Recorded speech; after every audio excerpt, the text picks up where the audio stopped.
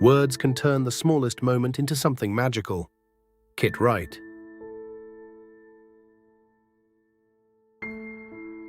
Kit Wright is an English poet, children's author, and educator widely admired for his imaginative, humorous, and emotionally rich writing. Known for creating poetry that appeals to both children and adults, he has become one of Britain's most respected contemporary poets, particularly in the field of children's literature.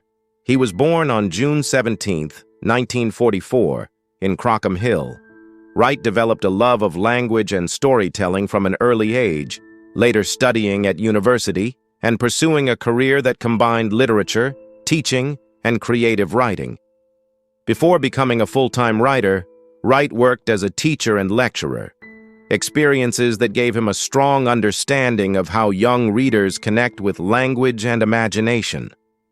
His educational background helped shape his accessible and engaging writing style, which often balances humor with emotional depth. Wright is especially celebrated for his poetry collections for children, including works such as The Magic Box, Cat Among the Pigeons, and Bouncing Back. His poems frequently explore everyday experiences, fantasy, friendship, emotions, animals, and the playful possibilities of language. Many of his works are known for their musical rhythm, wit, and vivid imagery. In addition to children's poetry, Wright has also written for adult audiences. His adult poetry often reflects thoughtful observations about life, memory, relationships, and the natural world, showing a range that extends beyond humor into more reflective and lyrical territory. Throughout his career, Wright has been praised for making poetry approachable and enjoyable.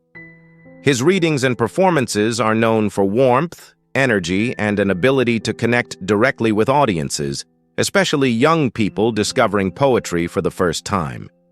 Kit Wright's legacy continues through poems that inspire imagination, curiosity, laughter, and emotional understanding.